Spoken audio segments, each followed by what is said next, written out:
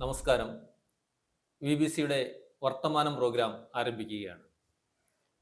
ഇന്ന് അതിഥിയായി എത്തിയിരിക്കുന്നത് ശ്രീ തോമസ് തെള്ളിയാങ്കലാണ്. വ്യാപാരി, പൊതുപ്രവർത്തകൻ, LIC ഏജന്റ് തുടങ്ങി വിവിധ മേഖലകളിൽ സജീവ സാന്നിധ്യമാണ് ശ്രീ തോമസ് തെള്ളിയാങ്കൽ. തോമസ് ചേട്ടന് വർത്തമാനത്തിലേക്ക് സ്വാഗതം.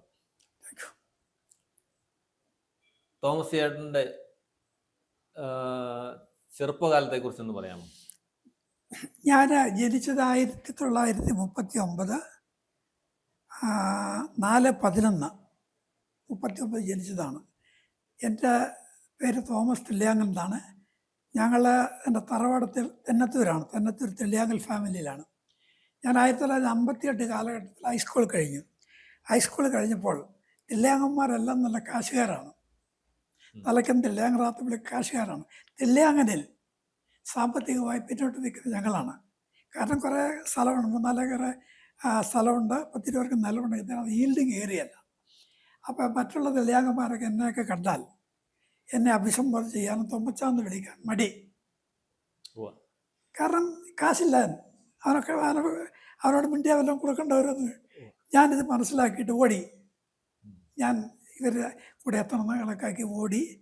ആദ്യമേ ഞാൻ 1960-61 കാലഘട്ടത്തിൽ ചാലക്കുമുക്കിൽ 25 ദീപിക പത്രത്തിൻ്റെ ഏജൻസി എടുത്തുകൊണ്ട് പൊതുരംഗത്ത് ചാടി. ഈ 25 പത്രം ദീപിക ഏജൻസി എടുക്കണമെങ്കിൽ ഒരു പത്രത്തിന് 1.5 രൂപ എട്ടണയാണെന്ന് ഡെപ്പോസിറ്റ്. അപ്പോൾ 25 പത്രത്തിന് 37 എട്ടണയാവും. ആ ക്യാഷ് ഞാൻ ഉണ്ടാക്കിയത് വീട്ടിൽ ആദായം എടുത്തോ, അച്ചാച്ചനോട് മേടിച്ചോ, അമ്മയോട് മേടിച്ചോ ഒന്നുമല്ല. കാളിയാർ തോട്ടത്തിലെ റബ്ബർ കാവർക്കിയിട്ട് കൊടുവേലിയിലൊരു ചേട്ടന്, എനിക്ക് തോന്നുന്നു മൂല കുഞ്ഞാപ്പേട്ടനാണെന്ന് എനിക്ക് തോന്നുന്നു, അദ്ദേഹത്തിന് കൊടുത്തപ്പോൾ എനിക്ക് രൂപ കിട്ടി. ആ രൂപ തൊടുപുഴ കൊണ്ടുവന്ന് കുര്യാക്കോ എന്ന് പറഞ്ഞ തൊടുപുഴ ദീപികയുടെ ആളിന് ഡെപ്പോസിറ്റ് കൊടുത്തിട്ട് എനിക്ക് പത്രം കിട്ടി. ആ പത്രം കൊണ്ട് ഞാൻ ഓരോ വീട്ടിലും കൊണ്ട് നടന്നപ്പോൾ ഞാൻ ചെല്ലുന്നിടത്തെല്ലാം പത്രം വാങ്ങിക്കും. ആ കിട്ടിയ കാശ് സൂക്ഷിച്ച് വയ്ക്കും. സൂക്ഷിച്ച് വെച്ച് ഒരു മുറി കിട്ടി. ചാലക്ക് ദേവസ്വം ചേട്ടൻ മരിച്ചുപോയി. അദ്ദേഹത്തിന് ഒരു മുറി കിട്ടി. ആ മുറി ചെറിയ കട, സ്റ്റേഷനറി കട അല്ല, എന്നാൽ മുറുക്കാൻ കട അല്ലതാണ്. അങ്ങനെ ചെറിയ കട തുടങ്ങി. ഞാൻ ആ കടയിൽ അപ്പോഴത്തേക്കും ജോർജ്, നേരെ അനിയൻ ജോർജ് SLC കഴിഞ്ഞ് വന്നപ്പോൾ അവരെ പത്രം ഏൽപ്പിച്ചിട്ട് ഞാൻ കടയിരുന്നു. ഏജൻസി ഇല്ലേ, ഏജൻസി എൻ്റെ പേരത്തിന് TV തോമസിൻ്റെ പേരെ ഏജൻസി. അതിന് പത്രം കൊടുത്തേച്ച് വരുമ്പോഴത്തേക്കും ദീപിക ആ കാലത്ത്, തോമസ് ചേട്ടൻ്റെ കാലത്ത് എത്ര കോപ്പി വരെ ഉയർന്നായിരുന്നു? ദീപിക ഞാനെടുക്കുമ്പോൾ 25 കോപ്പിയാണ് എടുക്കുന്നത്. അന്ന് ദീപികയാണ് അവിടെ ആദ്യ പത്രം. ദീപികയാണ് അവിടെ. പ്രത്യേകിച്ച് കത്തോലിക്കലെല്ലാം ദീപിക എടുക്കും. ഇപ്പോഴാണ് പത്രം മാറിയത്. അങ്ങനെ എടുത്ത നല്ലൊരു സർക്കുലേഷൻ ഉണ്ടായിരുന്നു ദീപിക. അങ്ങനെയാണ് എൻ്റെ ആരംഭ പൊതുജീവിത തുടക്കം. അപ്പം ഞാൻ ആ പത്രം കൊണ്ട് നടക്കും. അന്ന് സ്കൂട്ടറോ ബൈക്കൊന്നുമില്ല, നടന്നാ പോകണം. കാളിയാർതോട്ടത്തിൽ കടയും തെന്നത്തൂരും നടന്നാ പത്ര വിതരണക്കാരനുമില്ല. അങ്ങനെ കൊടുത്തു കഴിഞ്ഞ് കുറേ നാളിന് ശേഷമാണ് 1962-63 കാലഘട്ടത്തിൽ ചാലക്ക് ദേവസ്വം ചേട്ടൻ്റെ ഒരു മുറി എടുത്തു. ആ മുറി എടുത്തിട്ട് ഞാൻ ചെറിയ കട, മുറുക്കാൻ കട അല്ല, എന്നാൽ സ്റ്റേഷനറി അല്ലാത്ത രീതിയിൽ കുറച്ച് മിഠായി, കുറച്ച് മറ്റ് സോഡ, നാരങ്ങ വെള്ളം ഇങ്ങനെ എടുത്തുകൊണ്ടിരുന്ന ഉണ്ടായി കഴിഞ്ഞപ്പോൾ അങ്ങനെ ആളുകളുടെ ഒരു വിശ്വസ്തനാകാൻ സാധിച്ചിരിക്കും. അപ്പോൾ ഈ കൊടുവേലി, തെന്നത്തൂര്, കോടിക്കുളം ആ പ്രദേശത്തൊക്കെ വരുന്ന ആളുകൾ ഞങ്ങളുടെ കടയിൽ വരും. പത്രത്തിൻ്റെ ഏജൻസി ആയതുകൊണ്ട് അവിടെ നിന്ന് വർത്തമാനം പറഞ്ഞ ഉപദേശം തരും. എടാ അങ്ങനെ ചെയ്യണം, അങ്ങനെ ചെയ്യണം. അങ്ങനെ ഇരുന്നപ്പോഴാണ് കോടിക്കുളത്ത് ഒരു കട തുടങ്ങുന്ന ആഗ്രഹം തോന്നും. അങ്ങനെ 68 കോടിക്കുളത്ത് തുടങ്ങാൻ വേണ്ടി ഞാൻ ചെന്ന് കഴിഞ്ഞപ്പോൾ കോടിക്കുളത്തിരുന്ന ആളുകൾ, പള്ളിയിൽ ഇരുന്ന അന്നത്തെ ഇരുന്ന അച്ഛനെ തന്നെ ഞാൻ അച്ഛനെ ഓർക്കുന്നില്ല. അപ്പോൾ അവർ പറഞ്ഞു, ഇവൻ ചാലക്കുമുക്കി കടയാണ്. ചാലക്കുമുക്ക് കളിയ തോട്ടത്തിൽ അടുത്തുള്ളത് കളിത്തോട്ടക്കാരാണ്. അപ്പോൾ ഇതിന് കമ്മ്യൂണിസ്റ്റുകാരനായിരിക്കും, കട കൊടുക്കാൻ പറ്റില്ല. അറിയില്ല. ഞാൻ കോൺഗ്രസ്സുകാരനെന്ന് അറിയില്ല. ശരി, ഞാൻ തിരിച്ചു പോയി. അപ്പോൾ ഈ ചാനലിലെ ജോറിയെ പൊളിച്ചിട്ട് ആർക്കെങ്കിലും കൊടുത്താൽ മതി കട എന്നോർത്താണ് എന്നെ വിളിക്കണത്. ഞാൻ തിരിച്ചു പോയി. കുറേ നാളുകൾക്ക് ശേഷം ആ അച്ഛൻ മാറിയിട്ട് കുഴികണ്ടത്തിൽ അച്ഛനാണ് എൻ്റെ ഓർമ്മയിരിക്കണേ. അച്ഛൻ വാങ്ങിച്ചു, എനിക്ക് ജോർജ് ചേട്ടൻ്റെ ഈ സ്റ്റേഷനറി കടയിൽ നിന്ന് എടുക്കാൻ ആഗ്രഹമുണ്ട്, അദ്ദേഹം കൊടുക്കാൻ പോവാണ്, തരാമെന്ന്. അപ്പം ആ അച്ഛൻ വേണമെന്ന് പിന്നെ ഞാൻ അറിയുന്നല്ലേ, പിന്നെ നിനക്ക് തരാൻ പറ്റുന്നേ, എടുത്തോന്ന് പറഞ്ഞു. അങ്ങനെ 68 കാലഘട്ടത്തിൽ കോടിക്കുളത്ത് കട തുടങ്ങി. അതിന്റെ കടയുടെ പേരെന്നാണ്? തെല്ലിയാങ്ക സ്റ്റോഴ്സ്. തെല്ലിയാങ്ക സ്റ്റോഴ്സ് എന്നാണ്. ആ കട തുടങ്ങിയപ്പോൾ അന്ന് ഒരെണ്ണം നാണയാണ്. ഈ ഉച്ചയാകുമ്പോൾ പിള്ളേരെ പള്ളിക്കൂടത്തിൽ പുസ്തകം പിന്നെ ബുക്ക് ഒന്നുമില്ല, പള്ളിക്കട അധ്യാപകർ പഠിപ്പിക്കും, സാറും പുറത്തും മേടിക്കും. അപ്പം ഇങ്ങനെ ഇരുന്ന് കഴിഞ്ഞ് ചാലക്കും കട ജോർജിനെ കൊടുത്ത് വെച്ച് കോടിക്കുളത്ത് ഞാൻ വന്നു. അപ്പോഴത്തേക്ക് ജോർജിൻ്റെ നേരെ അല്ലവൻ ജോസ് SLG കഴിഞ്ഞപ്പോൾ അവൻ എൻ്റെ കൂടെ വന്നു. അവൻ ഞാൻ പഠിപ്പിച്ചു, അവിടെ ഇന്നത് എന്നൊക്കെ പഠിപ്പിച്ച് ഓരോ കോഡ് നമ്പർ വരെ ഉണ്ടാക്കി. ഈ സാധനത്തിന് അടിയിൽ AB എഴുതിയാൽ 36 എന്നത് മറ്റേ ആർക്കും അറിയാമില്ല. ഈ AB 34 രൂപ കിട്ടിയ സാധനം 37 രൂപയ്ക്ക് 38 രൂപയ്ക്ക് വയ്ക്കാം. ആ മുകളിൽ ശരി എഴുതും. നമ്മളുണ്ടാക്കി ABCD A3 തുടങ്ങും. ആ കോഡ് അടിയിൽ എഴുതും. അപ്പം ഇതൊക്കെ എടുക്കുമ്പോൾ ഇത് 47 രൂപയുണ്ട്, 47 47 50 52 വരെയായിട്ട് 50 കൊടുക്കാം. അല്ല അതിനകത്ത് കൊടുക്കും, നഷ്ടം വരില്ല എന്ന് മനസ്സിലാക്കിയിട്ട് ഈ കോഡെല്ലാം പിള്ളേരെ പഠിപ്പിച്ചു, അനിയന്മാരെ പിള്ളേരെ പഠിപ്പിച്ച് അങ്ങനെ ബിസിനസ് വന്നു. കോടിക്കുളത്ത് ഞങ്ങളെല്ലാം ഒരു വിശ്വസ്തനാണ്. തെല്ലിയാങ്ക പിള്ളേരെന്നാണ് ഞങ്ങൾ വിളിക്കണേ. ആ പുളിയമ്പാക്ക കുട്ടും മുതലാളി മുതൽ പിള്ളേർ തെല്ലിയാങ്ക പിള്ളേരെ, നിങ്ങൾ ആ തെല്ലിയാങ്ക പിള്ളേരെ കണ്ടുപിടിക്കാൻ പറയും. ഞാൻ പറയുന്നതിന് അപ്പുറമില്ല. അപ്പം എന്നിട്ട് കുറേ കഴിഞ്ഞ് ജോസിനെ അവിടെ ഇരുത്തി. അതിൻ്റെ ഇളയവൻ ചാക്കോച്ചൻ വന്ന് അവന് പത്രം ഏൽപ്പിച്ച് ജോസിനെ അവിടെ ഇരുത്തി. ഞാൻ സൈക്കിളിലാവല്ലേ, സൈക്കിളിൽ കോടിക്കുളത്ത് കടയുടെ മുറ്റത്ത് സൈക്കിൾ തുടങ്ങി അവൻ അണിക്കും, ബഹുമാനം. ഇന്നത്ര ഇല്ല. അപ്പം എന്നോട് പലതിനെ താമസിച്ചിട്ട് അവർ നീ അണിക്കുന്നത്. അങ്ങനെ അടിച്ച് ഞാൻ ഡ്രോ വലിക്കും, ഇന്ന് എത്ര എന്നാ ചെയ്യുന്നത് എല്ലാ ഡീറ്റെയിൽസ് മേടിക്കും. അങ്ങനെ അപ്പം ഇവിടെ എന്ത് ചേർക്കട ഇല്ലാത്തതെന്ന് നോക്കും, ഇന്ന ചേർക്കില്ല, ഇന്ന സാധനം വേണമെന്ന് പറയും. ഞാൻ ലിസ്റ്റ് എഴുതിയെടുത്തിട്ടുണ്ട്. ഞാൻ മൂവാറ്റുപുഴ ആദ്യം സെൻട്രൽ സ്റ്റോർ, തൊടുപുഴ ഉണ്ണിപ്പിള്ള ചേട്ടൻ സെൻട്രൽ സ്റ്റോറിൽ വന്ന് ചേർക്കെടുക്കും. എനിക്ക് അവർ സെൻട്രൽ സ്റ്റോറിൻ്റെ ഉണ്ണിപ്പിള്ള ചേട്ടൻ്റെ മകൻ, അവരൊക്കെ ഇഷ്ടം പോലെ ചേർക്കരുത്, വിശ്വസ്തനായി. അങ്ങനെ കുറേ കഴിഞ്ഞവിടെ വെട്ടുകാട്ടി പോലീസേട്ട് മാറ്റുള്ള വെട്ടുകാട്ടി പോലീസേട്ട് അവരുടെ സാധനം എടുത്തപ്പോൾ അവരെല്ലാം അങ്ങനെ ഒരു വിശ്വസ്തനാണ്. എത്ര രൂപയുടെ ചരക്ക് വേണമെങ്കിലും കാശ് കൊടുക്കാതിരിക്കലും ഡേറ്റ് ചെക്ക് കൊടുത്താൽ മതി. അപ്പോൾ ഞാനിപ്പോൾ ഒരു 10,000 രൂപ ചരക്കെടുത്താൽ ഒരു 4,000 കൊടുത്ത് ബാക്കി 6,000 രൂപയ്ക്ക് ചെക്ക് കൊടുക്കും. ഈ 6,000 രൂപയ്ക്ക് ഒരു മാസം സെപ്പറേറ്റ് ആയിട്ട് കൊടുക്കണം. അപ്പോഴത്തേക്ക് ഇവിടെ സാധനം വിറ്റ് കടയിൽ വരും. ഞാൻ ആ ക്യാഷ് എടുത്ത് അടുത്ത ബാങ്കിലടയ്ക്കും, ചെക്ക് ഒരു മാസമായിരിക്കും. അങ്ങനെ കടയങ്ങ് വളർന്നു. കോടിക്കുളത്ത് ഞാൻ പറഞ്ഞാൽ എല്ലാ ആളുകളും ഞങ്ങളെ ഏൽപ്പിച്ചു പോകും. പുസ്തകം ബുക്കൊന്നും പള്ളിക്കുളത്ത് വിൽപ്പനയില്ല. പുസ്തകത്തിന് കുറവ് ഞാൻ അപ്പം ഇന്ന പുസ്തകമൊക്കെ എന്നെ എൻ്റെ അനിയന്മാരെല്ലാം അപ്പിച്ചിട്ടാണ് വിളിക്കുന്നത്. അപ്പിച്ചി എന്നാണ് വിളിക്കുന്നത്. എന്താണെന്ന് എനിക്കറിയാം. അങ്ങനെ അപ്പം ഇന്ന സാധനം ഇവിടെ ഇല്ല, ഇന്ന സാധനം ഇല്ല, പുസ്തകം ഇല്ല എന്ന് പറയും. അപ്പം ഞാൻ കയറിയിട്ട് ആ പിള്ളേരുടെ ലിസ്റ്റ് അവൻ തരും. കഴിയുമ്പോൾ ഞാൻ ആ പുസ്തകം കോട്ടയം വിദ്യാർത്ഥി തരത്തിൽ പോയി മേടിച്ചവിടെ കൊണ്ട് കൊടുക്കും, പിള്ളേർക്കെല്ലാം കൊടുക്കും. അങ്ങനെ കഴിഞ്ഞ ദിവസം ഞാൻ ഒരു കൊച്ച് എവിടുത്തോ കോട്ടയത്ത് എവിടെ വെച്ചതിനോട് പറഞ്ഞു, അയ്യോ തെല്ലാച്ചേട്ടനല്ലേ, എനിക്കത് ആ പുസ്തകം മേടിച്ചെന്ന് വലിയ അനുഗ്രഹമായി പോയുള്ളൂ. പുസ്തകം കിട്ടാനില്ല. ആ കൊച്ചിൻ്റെ കാരണം പറയുന്ന അടുത്ത ആളായതുകൊണ്ട്, പരിചയമുള്ളത് സ്നേഹമുള്ള ആളായതുകൊണ്ട് ഞാൻ ആ പുസ്തകം മാറ്റി വെച്ച് ആ കൊച്ചിന് സ്നേഹം കാണിച്ചു. ആ കൊച്ച സ്നേഹം കാണിച്ചു. കച്ചവടം കോൺഗ്രസ് പ്രവർത്തനത്തിൽ സജീവമായത് ഞാൻ ഹൈസ്കൂൾ കഴിഞ്ഞിറങ്ങിയപ്പോൾ ഈ തൊടുപുഴ പാഞ്ചോട്ടിൽ പോലീസ് സ്റ്റേഷൻ, അവിടെ നമ്മൾ നെല്ലൂർ മാത്യു എന്ന് പറയുമ്പോൾ ഈ ജോഡിയുടെ ചിറ്റപ്പന, ഇടുക്കി ജില്ലയില്ല, തൊടുപുഴയൊക്കെ എറണാകുളത്തിൽപ്പെട്ടതാണ്. അവിടുത്തെ സമരത്തിൽ ഞാൻ കയറിയ സമരത്തിൽ അറസ്റ്റ് ചെയ്തപ്പോൾ എന്നെ കുറച്ച് പേർക്ക് കൂത്തറെടുത്തിട്ടുണ്ടായി, എൻ്റെ മൂവാറ്റുപുഴയ്ക്കുണ്ടായി. ജോഡി നെല്ലൂരാണ് ഞങ്ങളുടെ നേതാവ്. മൂവാറ്റുപുഴ സബ് ജില്ല 7 ദിവസം കിടന്നു. അവിടെ കിടന്ന് ഈ പാലക്കാരുടെ കൂടെ ഞാൻ കിടന്നത്. പാലക്കാർ ഭയങ്കര ധീരന്മാരാണ്. ഒരു ദിവസം കഞ്ഞി കൊണ്ട് തന്നപ്പോൾ ആ കഞ്ഞി എന്തോ ഒരാൾക്ക് കണ്ടു. ഈ എൻ്റെ കൂടെ കിടന്ന പിള്ളേർ കഞ്ഞി എടുത്ത് വിറ്റേക്കട കഴിച്ചു. അപ്പോൾ കയഞ്ചാർ സാറും പിരിച്ചാക്കടന്നൊക്കെ ഓടി വന്നു. എടാ പിള്ളേർ നിങ്ങൾ കുഴപ്പമുണ്ടാക്കുന്നത്, ഞാൻ കഞ്ഞി മേടിച്ചാലെന്ന് പറഞ്ഞ് ലാൻസിൽ മാറ്റുക അവിടെ നിന്ന് കഞ്ഞി പിടിച്ചത് കുടിച്ച് സംഭവം ഉണ്ടായിരുന്നു. അങ്ങനെ കുറേ കാലം കഴിഞ്ഞാൽ കിടന്ന് ഞങ്ങളെ അന്ന് സബ് ജയിലിൽ കിടത്തുന്നത് ഈ മൂലക്കര ഒരു മണ്ണണ്ടപ്പാട്ട വയ്ക്കും. ആ മണ്ണണ്ടപ്പാട്ടയിലാണ് മുള്ളണത്. രാവിലെ തൂറാൻ മാത്രം പുറത്തിറക്കും. ഉവ്വ. മണ്ണപ്പാട്ടം പോലെ വയ്ക്കും. ഉവ്വ. അല്ല പുള്ളി വയ്ക്കും. അങ്ങനെ 7 ദിവസം കിടന്നു. ഉവ്വ. 7 ദിവസം കിടന്ന് തിരിച്ച് വന്നപ്പോൾ ഭയങ്കര സ്വീകരണം എനിക്കൊക്കെ. ഉവ്വ. ആദ്യ വിമാനത്താവളത്തിൽ പങ്കെടുത്ത ആള്. ഉം, ഉം. അപ്പോൾ തിരത്തിലൊക്കെ ഭയങ്കര കൊച്ചാണെന്നൊക്കെ ഉവ്വ. അങ്ങനെയായിരുന്നു. അങ്ങനെ ഇരുന്നിരുന്ന് പിന്നെ അങ്ങനെ ഇരുന്നപ്പോഴാണ് എനിക്ക് എൻ്റെ ഡിഫൻസിൽ സെലക്ഷൻ ഒരു കാരണം ഇവരൊക്കെ പറഞ്ഞത്. ഉവ്വ. ആ. ഉം. അങ്ങനെ ഡിഫൻസിൽ എനിക്ക് കിട്ടി. ഹോം ഗാർഡ്സിൽ പോയി. ഉവ്വ. ഹോം ഗാർഡ്സിൽ പോയി അവിടെ ഞാൻ ബിരുദം. ഞാനൊരു ഓട്ടക്കാരനാണ്. ഉവ്വ. ഞാൻ പഠിക്കുന്ന കാലത്ത് കടവൂർ ഹൈസ്കൂളിൽ പഠിക്കുമ്പോൾ പെരുമ്പാവൂർ ആശ്രമം ഹൈസ്കൂളിൽ ഓടി ഫസ്റ്റ് പ്രൈസ് മേടിച്ചതാണ്. ഉവ്വ.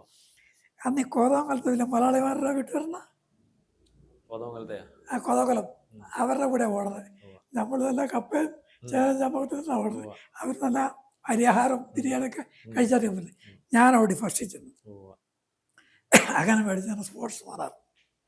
അങ്ങനെ ഇരുന്നാണ് വീടൊക്കെ ആണെങ്കിൽ തെക്കേ പറമ്പ് അച്ചാച്ചന് ഒരു 1.5 ഏക്കർ അപ്പൻ വലിയപ്പൻ. എൻ്റെ അപ്പൻ 2 മക്കളെ. ഒന്ന് എൻ്റെ അപ്പനും തിലേങ്ങമത്തച്ഛൻ എന്ന് പറഞ്ഞ പേര് കേട്ട കോൺഗ്രസ്സുകാരൻ. ഉവ്വ. തിലേങ്ങമത്തച്ഛൻ എന്ന് പറഞ്ഞ സ്റ്റേറ്റ് സെക്രട്ടറി കോൺഗ്രസ്. ഉവ്വ. അങ്ങനെ ഒരു തെക്കേ പറമ്പ് അച്ചാച്ചന് കൊടുത്തു. വടക്കാപ്പുറം അച്ചാച്ചൻ അവിടെയും കൊടുത്തു. അന്ന് ഈ പണിക്കാരൊക്കെ പറമ്പിൽ താമസിക്കുന്ന കാലം. അന്ന് വ്യവസ്ഥ വലിയ വ്യവയൊന്നും കാര്യമേ കിട്ടില്ല. നെല്ലൊന്നും ഉണ്ടാവില്ല. കാര്യം അത് വളമിടില്ല, അല്ലെങ്കിൽ നോക്കില്ല. ഞാൻ ഹൈസ്കൂൾ കഴിഞ്ഞിറങ്ങിയപ്പോൾ ആ ഉത്തരവാദിത്വം ഞാനേറ്റു. ഞാൻ ഉത്തരവാദിത്വം ഏറ്റപ്പോൾ ഞാൻ കാള കൂട്ടാൻ കള അഴിച്ചിട്ടും കൂട്ടി കെട്ടും, പണിക്കാരെ കൊണ്ട് പൂട്ടിക്കും, നല്ല വളമിടും, അതിന് നല്ല ഇതിലും നോക്കും. ഈ ചാഴി വന്നാൽ ചാഴിക്ക് മരുന്നടിക്കും. നല്ല നെല്ലായി. അപ്പോൾ എല്ലാവരുടെയും കൂട്ടത്തിൽ എല്ലാവരുടെയും ഒപ്പം എത്തിയാൽ. അപ്പോൾ എന്നെ ആളുകൾ മനസ്സിലാക്കി. തമ്പച്ചാന്നൊക്കെ വിളിച്ചു തുടങ്ങി. സന്തോഷമായി. അപ്പോൾ എല്ലാവരും വിളിച്ചു തുടങ്ങി. അങ്ങനെ ഇങ്ങനെയാന്ന് വന്ന് ഞാൻ തില്ലാങ്കർ എന്നെ അവഗണിച്ച് ഇരുന്ന ഒരു കാലത്ത് ഞാൻ വന്ന് തില്ലാങ്കൽ ഫാമിലിയുടെ പ്രസിഡൻ്റായിപ്പോയി. പ്രസിഡൻ്റായിരുന്നു. അവരെല്ലാവരും അംഗീകരിക്കുന്ന അവസ്ഥയുണ്ടായി. അങ്ങനെയാണ് എൻ്റെ ജീവിതം പോയത്. അങ്ങനെയായി. ഞാൻ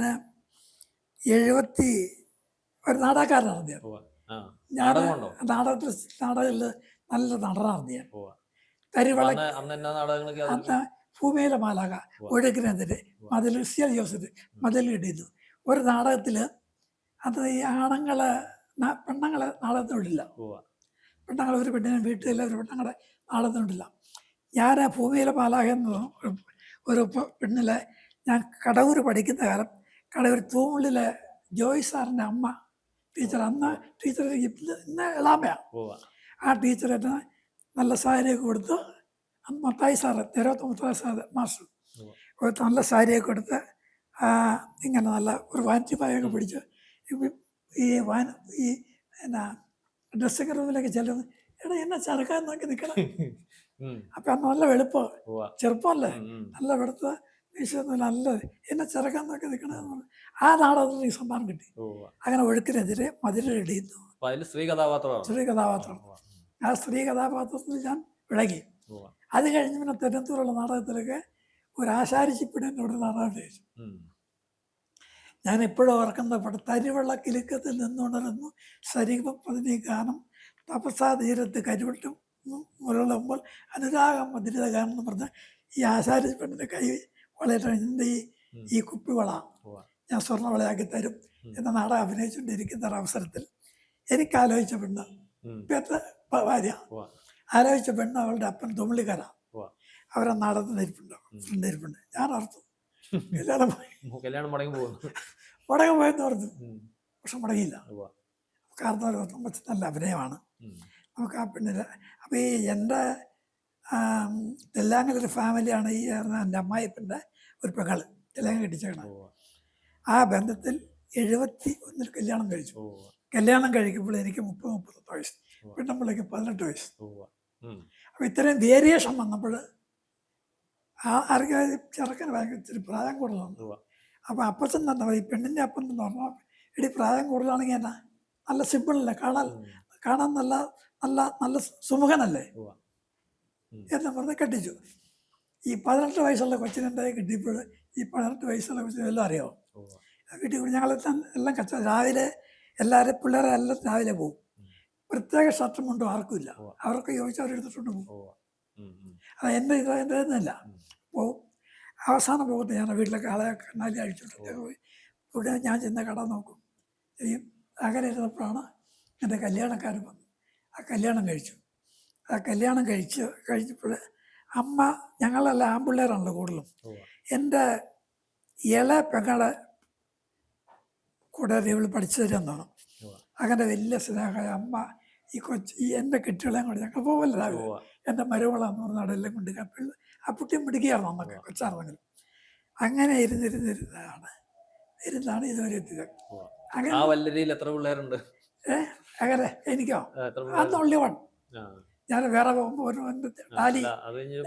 പിന്നെ 2 ആൺപിള്ളേർ. എനിക്ക് 2 ആൺപിള്ളേരും 1 പെൺപിള്ളേരും. പെങ്കൊച്ച് സൗദി നേഴ്സാണ്, മിനിസ്ട്രി നേഴ്സാണ്.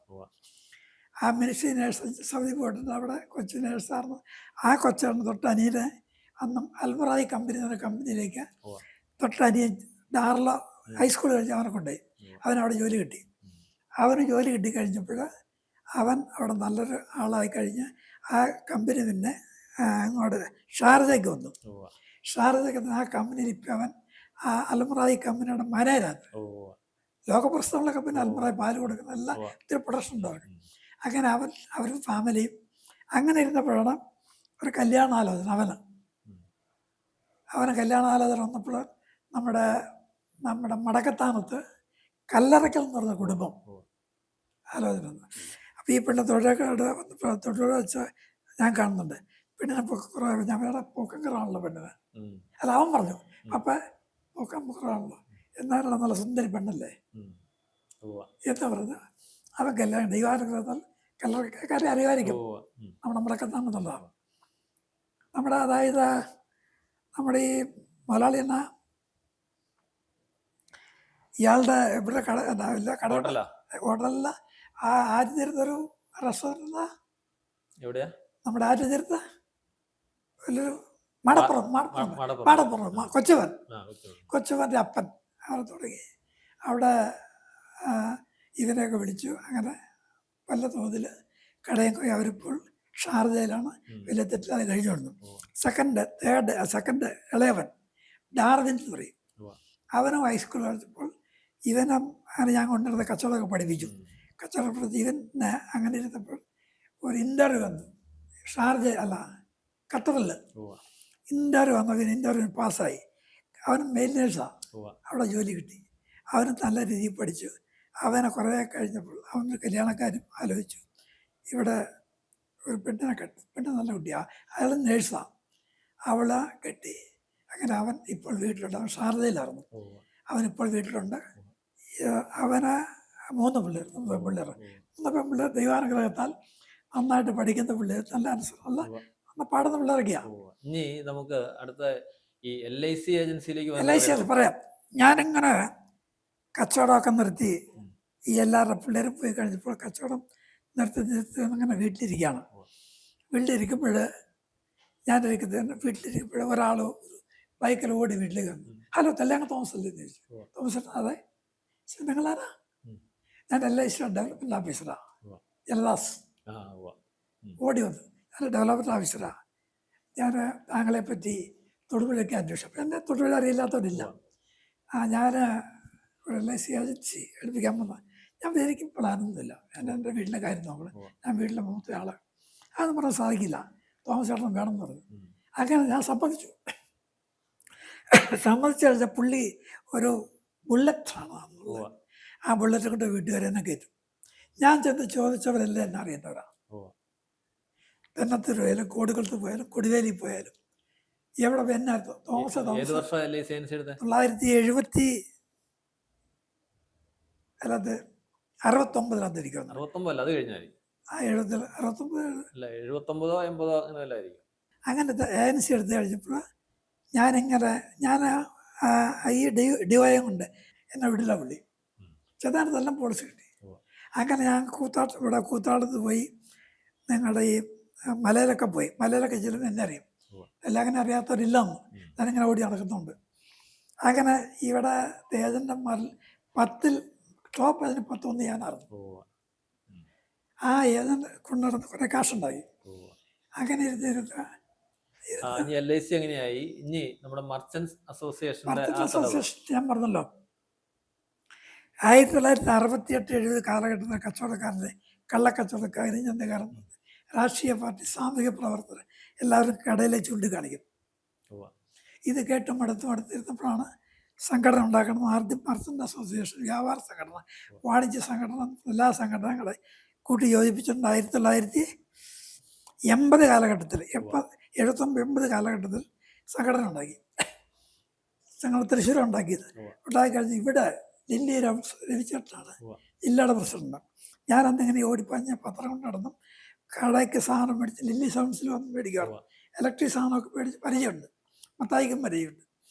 ആ തരത്തിൽ എന്നെ പിടിച്ച് മറ്റു പിള്ളേരൊക്കെ കടയിരിക്കുമായതുകൊണ്ട് എനിക്ക് ഈ കട സ്ഥിരമായിരിക്കേണ്ട ആവശ്യമില്ല. ഒരാൾക്ക് എവിടെയെങ്കിലും പോകണം, അല്ലെങ്കിൽ അസുഖം വന്നാൽ ആ കട ഇരുന്നാൽ മതി, മറ്റവർക്ക് വേറെ സ്ഥലത്ത് അവിടെ ഇരുന്നാൽ മതി. അങ്ങനെ ഇരുന്നപ്പോൾ LICയുടെ ബിസിനസ് നന്നായി നല്ല ഇത് കിട്ടി. അങ്ങനെ LICയുടെ ബിസിനസ് അങ്ങനെ ഇരുന്നപ്പോഴാണ് മർച്ചൻ്റ് അസോസിയേഷൻ്റെ ഓർഗനൈസേഷൻ സെക്രട്ടറി ആക്കി. ഞാൻ ആദ്യം 5-6 യൂണിറ്റ് ഉണ്ടായിരുന്ന മർച്ചൻ്റ് അസോസിയേഷൻ ഇടുക്കി ജില്ലയിൽ 10-25 യൂണിറ്റായി. ഞാൻ ഈ പ്രദേശത്തോടെ എല്ലാം പോകും. രാവിലെ ഇറങ്ങി ഓരോ അവിടെ ചെന്ന ആളുകൾ വിളിച്ചു കൂട്ടി സംഘടനയെ പറ്റി പഠിപ്പിക്കും. നിങ്ങളുടെ ഉൽപ്പാദന സംഭരണ വിതരണ രംഗത്ത് പ്രവർത്തിക്കുകയാണ് നമ്മൾ. ആ ഉൽപ്പാദന സംഭരണ വിതരണ പ്രക്രിയയിൽ സ്വയം തൊഴിൽ കണ്ടെത്തിയ ആളുകളാണ്. ഉൽപ്പാദനം സാധനം ഉണ്ടാക്കും, അത് സംഭരിക്കും, അത് വിതരണം ചെയ്യും. അതാണ് കച്ചവടക്കാരൻ സംഘടന. അത് ഞാൻ ആളുകളെ പറഞ്ഞ് മനസ്സിലാക്കിയപ്പോൾ ആളുകളെല്ലാം കൂടി. അങ്ങനെ കൂടിയാണ് അന്ന് ഇടുക്കി ജില്ലയിൽ ഒരു 25 യൂണിറ്റുകളാക്കിയാണ് അല്ലല്ല മാര്യകൃഷ്ണ പിന്നീട് വരുന്നതല്ലേ. മാര്യകൃഷ്ണ എത്ര ശേഷം അവൻ ആദ്യം ഇടുക്കി ജില്ല ആദ്യ പ്രസിഡന്റ് ലില്ലി സൗണ്ട്സിൽ S രവിചേട്ടൻ, മത്തായി ജനറൽ സെക്രട്ടറി, ജില്ലാ ഓർഗനൈസർ ഞാൻ, EAP മുകുന്ദൻ ബാബു, അവരെല്ലാം ഉണ്ട്, തൊഴിൽക്കാരെല്ലാം ഉണ്ട്. അപ്പം എന്നെ അവർക്കറിയാം. അങ്ങനെ ഓർഗനൈസർ ആക്കാൻ കാരണം ഞാൻ എനിക്ക് ഈ നാട്ടിൽ നടന്ന് അറിയാൻ സാധിക്കും, ആളുകളെ അറിയുന്നുണ്ട്, അതൊരു ബന്ധമുള്ളത് തന്നെ അങ്ങനെ ആക്കി. അങ്ങനെ ഉണ്ടാക്കി 25-28 യൂണിറ്റ് ആക്കി. അങ്ങനെ ഉണ്ടാക്കിയത്. ആദ്യ പ്രസിഡന്റ് രവിച്ചേട്ടൻ, രണ്ടാമത്തെ പ്രസിഡന്റ് നമ്മുടെ ആദ്യം ഈ പ്രസിഡന്റ് സ്ഥാനം കട്ടപ്പനയ്ക്ക് പോകാൻ ഒരു കട്ടപ്പനക്കാർ വാദിച്ചപ്പോൾ ഇവിടുത്തെ ആയിരുന്ന കട്ടപ്പനയ്ക്കെല്ലാം കൊണ്ട് തൊടുപുഴയാണ് ഇടുക്കി ജില്ലയിലെ ഏറ്റവും വലിയ സിറ്റി. അങ്ങനെ രവിച്ചേട്ടനാക്കിയത്. അപ്പോൾ എന്നെ ഓർഗനൈസറാക്കി. അങ്ങനെ ഓടി പറഞ്ഞ് എല്ലായിടത്തും പോയി. ഞാൻ ഈ വഴുത്തിലേക്ക് പോയി ഞാൻ ഉണ്ടാക്കിയത്. പിന്നെ മലയിലെ കുറേ യൂണിറ്റുകളുണ്ടാക്കിയാണ്. അടിവാലി ഞാൻ പോയി. പിന്നെ ഇവിടെ നമ്മുടെ മുള്ളിരിക്കാണെന്ന് ആളുകൾ അറിയില്ലത്. മല കയറി, അന്ന് മല കയറി നടന്ന് മുള്ളിരിക്കാട് പോലെ ഉള്ള യൂണിറ്റ് ഉണ്ടാക്കി. അങ്ങനെ സംഘടന ഇന്ന് സംസ്ഥാനത്തെ സ്വതന്ത്ര സംഘടനയിൽ ഏറ്റവും വലിയ സംഘടന കേരള വ്യാപാരി വ്യവസായി ഏകോപന സമിതിയുടെ ഏതൊക്കെ സ്ഥാനങ്ങൾ ഏകോപന സമിതി ഇടുക്കി ജില്ലാ സെക്രട്ടറി ആയിരുന്നു ഞാൻ. ജില്ലാ സെക്രട്ടറി ആയി വഹിച്ചു. ഓർഗനൈസറായിരുന്നു. പിന്നെ എന്നെ ഒരു കാലത്തും വിടില്ല. എനിക്ക് സെക്രട്ടറി സ്ഥാനം തരും. കാരണം എനിക്ക് മിനിസ് എഴുതാൻ അറിയാം. ഞാൻ മിനിസ് എഴുതി കൊടുക്കണം. അങ്ങനെ ആയി എല്ലാ യൂണിറ്റിലും ബന്ധമായി. അങ്ങനെ ഞാൻ ജില്ലയുടെ സെക്രട്ടറി വരെയായി, ഓർഗനൈസർ സെക്രട്ടറി ആയി. അങ്ങനെ ഓരോ യൂണിറ്റിലും പോയി. ഞാനാണ് ആദ്യം കാളിയാറിൽ വ്യാപാരി വ്യവസായ ഇടുക്കി ജില്ല കാളിയാർ വ്യാപാരി വ്യവസായി ആദ്യം ഉണ്ടാക്കിയ ഞാനാണ്. കോടിക്കടത്ത് ഉണ്ടാക്കാൻ കൂടി നമ്മുടെ കോടിക്കടത്ത് അവരുണ്ടായിരുന്നെങ്കിൽ ഞാൻ അവിടെ നിന്നാണ് പഠിച്ചത്. ഞാൻ പിന്നെ ഇവിടെ RS റോഡ്സിലെ ചേട്ടനൊക്കെ വന്നാണ് എന്നെ പഠിപ്പിച്ചത്. എന്നെ തെല്ലാങ്ങ എന്ന് ചെയ്യാൻ പറഞ്ഞു. അങ്ങനെ അതും കൊണ്ട് നടന്നു. ഇപ്പോഴും വ്യാപാരി വ്യവസായ സജീവം ഇപ്പം ഇല്ല. അത് വെച്ച് മാര്യകൃഷ്ണനാർ എന്നെ വിടില്ല. മാര്യകൃഷ്ണനാർ വന്ന ഇടക്കര കൊച്ചോട്ടം വന്നു. അടിവാലി ഒരു നമ്മുടെ ഈ കരിപ്പൗഡർ ഇരിക്കണേ ഈസ്റ്റർ മീരാനൊക്കെ മീരാൻ്റെ കൂടെ ഞാൻ ഒത്തിരി വർക്ക് ചെയ്താ. മീരാനൊന്ന് അടിമല്ല ജംഗ്ഷനൊക്കെ ഇടയുണ്ട്. അന്ന് തെല്ലാങ്ങൽ പണം പറഞ്ഞ് എന്നെ കൊണ്ടെടുക്കുന്നവർ എന്നെ വിടില്ല. ഒന്നാമത് അതിനകത്ത് ഒരു കാരണം, എന്തോരം കാശ് വണ്ടിയിലേക്ക് പ്രസിഡൻ്റായി കിട്ടിലും ആ തെല്ലാങ്ങളുടെ അതിൽ കൊടുത്തൊക്കെ പറയും. ഞാനതെല്ലാം എണ്ണി തൂക്കി. സ്വാമി ഇവിടുത്തെ സ്വാമി ഉണ്ടെന്ന് തെല്ലാങ്ങനെ പുള്ളി ഇഷ്ടം. തെല്ലാങ്ങൻ വണ്ടി പോന്നാൽ മതി. ആ കാശെല്ലാം എണ്ണി ബാങ്കിൽ അടച്ച് രസീത് കൊടുത്തു. അങ്ങനെ വിശ്വസ്തനായി പെരുമാറി. എൻ്റെ ഒരു വിശ്വാസം, ഞാൻ 10 പൈസ ആരെങ്കിലും എടുത്താൽ എൻ്റെ കാശ് 20 രൂപ പോകുന്നൊരു വിശ്വാസം ഞാൻ. ഓ, അപ്പം ഇന്ന് വരെ ഞാൻ 40-50 കൊല്ലം കച്ചവടം ചെയ്തു, ഇന്ന് വരെ ഒരു കള്ളത്തരം കാണിച്ചിട്ടില്ല. ഓ, ഞാനൊരിക്കൽ കച്ചവടത്തിന് കടയിൽ കോടിക്കുളം കടയിൽ വരുമ്പോൾ ആ കടയുടെ പുറകുവശത്ത് അവിടെ ഇരിക്കുന്ന ജോസ് ചീട്ട് കളിക്കാൻ കൊടുത്തു. ഉം. ഞാൻ നോക്കും ചീട്ട് ഇതിലൊരു ഒറ്റ അടിയാൻ കൊടുത്തു. ആരുടെ അവിടെ കടയിൽ ചീട്ട് കളിക്കുന്നത് ചോദിച്ചു. ഓ. വില അവർ നിൽക്കുന്നത് അവർ പറഞ്ഞു വിട്ടു. അപ്പൊ നമ്മുടെ വ്യാപാര സ്ഥാപനങ്ങളില് ഈ പറഞ്ഞ ചീട്ടുകളി അതുപോലെ മദ്യപാനം ഇതൊക്കെ ആണല്ലോ പല അതിനെ പറ്റി ഒന്ന് പറയാമോ? ഞാൻ ആ പരിഭാവനത സൂക്ഷിക്കണം എന്ന് പറയണേ. നമ്മളൊരു വ്യാപാര സ്ഥാപനം ഒത്തിരി ആളുകൾ വരുന്നതാണ്. അവർ ക്രിസ്ത്യൻസ് മുസ്ലിം കന്യാസ്ത്രീകൾ അച്ഛന്മാർ വരും. നമ്മൾ ഒരു വ്യാപാര സ്ഥാപനത്തിലേക്ക് ഒരു സാധനം പിടിക്കാൻ വരുന്ന ആൾ വന്നു കഴിഞ്ഞാൽ അപ്പം തന്നെ അവർ ചിരിച്ച് കാണിച്ച് ചേട്ടാ എന്നാ വിശേഷം എന്ന് ചോദിച്ച് ഇത് എത്തുമ്പോൾ അവർക്ക് ഒരു സ്നേഹം നിലനിൽക്കും. ആ സ്നേഹം ഞാൻ ഉൾക്കൊണ്ടു. അങ്ങനെ ഞാൻ അന്യന്മാരെയൊക്കെ പഠിപ്പിച്ചു. അങ്ങനെ കച്ചവടം വലുതായി 5 പീടികയായി. കോടിക്കുളം ചാലക്കുമുക്ക്, കാളിയാർ ചെരുപ്പുകട, ഇരുമ്പുകട, അങ്ങനെ 5 പീടിക ഉണ്ടാക്കി. എല്ലാവർക്കും സ്ഥലമായി. അന്ന് ജോർജിന് ആദ്യം ഞാൻ സ്ഥലം മേടിച്ചത് കാളിയാർ ഈ ഇലക്ട്രിസിറ്റി ബോർഡ് അതിന് വെറും 10,000 രൂപ കൊടുത്ത് മേടിച്ച. എന്നാ 10,000 രൂപ ജോർജ് പോലും അറിഞ്ഞില്ല. ഞാൻ പറഞ്ഞിട്ടാ നിനക്ക് വേണ്ടി സ്ഥലം ഞാൻ മേടിച്ചിട്ടുണ്ട്, ആ കാശ് കുറേശ്ശെ തന്നു. എല്ലാ കടയിലും കാശ് എടുത്ത് അവർ കൊടുത്തു. ജ്യേഷ്ഠൻ എന്ന നിലയിൽ സഹോദരങ്ങളെല്ലാം കൈപിടിച്ചു. ജ്യേഷ്ഠൻ എന്നാലും ഞാൻ കാരണവരാന്നാ അവരുടെ അതൊന്നും അറിയുന്നില്ല. അത് കഴിഞ്ഞാണ് ജോസിനെ ആ കടയിരുത്തി, ജോസ് ഇരുത്തി. പിന്നെ കുറേ കഴിച്ച് കല്യാണമൊക്കെ കഴിച്ചപ്പോൾ കല്യാണം ഞാൻ തൂമുള്ളിൽ നിന്ന് കഴിച്ചെന്ന് പറഞ്ഞല്ലോ. അപ്പം എനിക്ക് തൂമുള്ളി ഞാറക്കാട് ഒരു കട തുടങ്ങാമെന്ന് തന്നു. അപ്പച്ചൻ അമ്മായി ഇപ്പം വലിയ രാഷ്ട്രീയക്കാരനാണ്. തൂമുള്ളി തോമച്ചൻ വലിയ രാഷ്ട്രീയക്കാരനാണ്. അവിടെ തുടങ്ങാമെന്ന് തുടങ്ങിയ തൂമുള്ളി ജോസിൻ്റെ ഒക്കെ അടുത്ത് അവിടെ കടം അവിടെ വലിയ വിൽപ്പനുണ്ടായിരുന്നില്ല. അങ്ങനെ ഇരുന്നപ്പോഴാണ് കാളിയാറ്റിൽ ആർപ്പത്താനത്തെ കുഞ്ഞ്. എൻ്റെ അമ്മയുടെ വീട് ആർപ്പത്താനത്താണ്. അമ്മയുടെ ഒരു ചുറ്റപ്പറ്റ അമ്മയുടെ അപ്പൻ്റെ അനിയൻ്റെ പോലാണ് കുഞ്ഞ്. ആ കുഞ്ഞ് കട വാടക കൊടുക്കാനെന്ന് പറഞ്ഞു. അത് ഞാൻ കട വാടകയ്ക്ക് എടുത്തു. അവിടെയും ചെറിയ കച്ചവടം തുടങ്ങി. നല്ല കടയായിരുന്നു. അവിടെയൊന്നും കടയില്ലാത്തതുകൊണ്ട്, കച്ചവടം ഇല്ലാത്തതുകൊണ്ട് മുളപ്പുറം വണ്ണപ്പുറത്ത് നിന്നും വല്ല ആളുകൾ സാധനം മേടിക്കുക ഇവിടെ വരുന്നത്. തെന്നത്തൂർ നല്ല ഇവിടെ വരുമായിരുന്നു. അങ്ങനെ അത് വലുതായി. അങ്ങനെ ആ കട കഴിഞ്ഞാണ് പിന്നെ ഞാൻ നോക്കുമ്പോൾ ചെരുപ്പില്ല. ഞാനിങ്ങനെ നോക്കും, ചെരുപ്പില്ലാത്ത ഒത്തിരി പേര് പോകുന്നുണ്ട്. അപ്പോൾ ഒരു ചെരുപ്പാട് തുടങ്ങിയേക്കാൻ നോക്കാക്കി. ഞാൻ എറണാകുളത്ത് ഒരു ചെരുപ്പ് കട ചെന്നപ്പോൾ കുറേ ചെരുപ്പ് മേടിച്ചു കൊണ്ടുവന്നു. അന്ന് ചെരുപ്പിന് 5 രൂപയുടെ ചെരുപ്പ് വയ്ക്കണം 10 രൂപയ്ക്ക്. എത്ര പേർക്ക് 50% ലാഭം. ഇന്ന് 10% ലാഭത്തിലാണ് കൊടുക്കണം.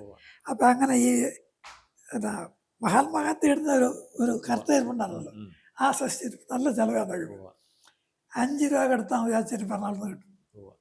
അവിടെ ഞാൻ കുറേ കഴിച്ചപ്പോൾ അവരുടെ എനിക്ക് ഭയങ്കര വിശ്വസ്തനായി. ചെരുപ്പ് എത്ര വേണം എനിക്ക് തരും. ഇവിടെ കൊണ്ടുവന്നപ്പോൾ ആ പ്രദേശം ചെരുപ്പടില്ലാത്ത അവിടെയുള്ള ആളുകളെല്ലാം ചെരുപ്പടി ഭയങ്കര ലാഭമാണ്. ചെരുപ്പത്തിന് ഭയങ്കര ലാഭം. അങ്ങനെ നല്ല കാശുണ്ടാക്കി. അങ്ങനെ ഇരുത്താണ് ഞാൻ എൻ്റെ കടം. ഞാനിപ്പോൾ താമസിക്കുന്ന അരേക്കർ ജില്ലകളിൽ വെറും 6,500 രൂപ കൊടുത്ത് മേടിച്ചതാണ്. ഇന്ന് 6 കോടി രൂപ കൊടുക്കില്ല. അങ്ങനെ ഇരുന്ന് അതാ മേടിച്ചു. അത് കഴിഞ്ഞാണ് ജോർജിൻ്റെ മേടിക്കുന്നത്. അത് കഴിഞ്ഞ് ജോസിന് 85 ഒരു സ്ഥലം മേടിച്ചു. അത് കഴിഞ്ഞ് ചാക്കോച്ചൻ മേടിച്ചു. എല്ലാവർക്കും വീട് വെച്ച് ഞാനാണ്. സ്ഥലത്തിൻ്റെ പ്രദേശത്തിൻ്റെ വേരിയേഷൻ അനുസരിച്ച് കാളിയാറ്റിലെ ഉള്ള ചിലവ് കോടികളുടെ ചാലക്കൂലില്ല. അപ്പോൾ അത് വെച്ച് ഭാഗിച്ചു. നിനക്ക് ഈ കട ഇത്തവണ ഭാഗിച്ചാൽ അവരവരുടെ കടങ്ങൾ, ബാങ്കിലുള്ള കടങ്ങളും എല്ലാവർക്കും ബാങ്ക് ലോണുണ്ട്. അത് എല്ലാവർക്കും ബാങ്ക് ലോൺ എടുത്തു കൊടുത്തു. അങ്ങനെ കോടിക്കുളത്തെ കട നന്നായിട്ട് വികസിച്ചു. കാരണം അന്ന് കോടിക്കുളത്തെ കടയില്ലാത്തതുകൊണ്ട് കോടിക്കുളത്തുള്ള മുതലാളിമാരെല്ലാം പിള്ളേരെ ഇവിടെ കൊണ്ടുപോയിപ്പിക്കും. പള്ളിക്കൂടം വിട്ട് പിള്ളേർ കാലത്ത് 2 പേരെടുത്തു കൊടുക്കാം. ഒരെണ്ണം 2 നാരങ്ങ മുട്ടായി, കടുക് മുട്ടായി കൊടുത്ത് കൊടുത്ത് അവർ കാശുണ്ടാക്കി. അങ്ങനെ അത് കഴിഞ്ഞാണ് പിന്നെ കാളിയാർ തുടങ്ങിയത്. കാളിയാർ അതുപോലെ തന്നെ കാര്യമായി കട എന്നാൽ വണ്ണപ്പുറം തെളിഞ്ഞിട്ടില്ല. കാളിയാർ ഭയങ്കര ഡെവലപ്പ് ചെയ്ത്. അതിൻ്റെ ഒരു കാരണം കാളിയാർ തോട്ടം അവിടെയെല്ലാം ചെറുകിടക്കാർ, തെന്നത്തൂർ കോടിക്കുളം പോലുള്ള മുതലാളിമാരല്ല. കാരണം കോടിക്കുളം തെന്നത്തൂരുള്ളവർ 5 ഏക്കർ 10 ഏക്കർ ഇതാവുന്നു. ഇത് 10 സെന്റ് 15 കൂലിപ്പല്ലക്കാരാണ്. അവരാ കൂടുതൽ സാധനം മേടിക്കുന്നത്. മൊത്തത്തിൽ നിന്നും പിന്നെ ഓരോരുത്തർക്കായിട്ട് തിരിച്ചു കൊടുത്തു. അങ്ങനെ ഓരോരുത്തർക്കായി തിരിച്ചു കൊടുത്ത് ആ കട കൊണ്ട് അവർ കുറേ സ്ഥലമൊക്കെ മേടിച്ചു. അവരുടെ പിള്ളേരെയൊക്കെ പഠിപ്പിക്കാൻ കാശായി. ഞാനൊക്കെ കഷ്ടിയൊക്കെ പഠിച്ചോളൂ. ഇവരൊക്കെ എല്ലാം പഠിപ്പിച്ചു. അവരെല്ലാം പിള്ളേരായി. അവരെല്ലാം ദൈവാനുഗ്രഹത്താൽ എല്ലാവർക്കും, ഈവൻ ഇവിടെ താമസിക്കുന്ന കൊച്ചു നിക്സൺ അറിയാവനെ, അവൻ്റെ ഞാനാ പഠിപ്പിച്ച്.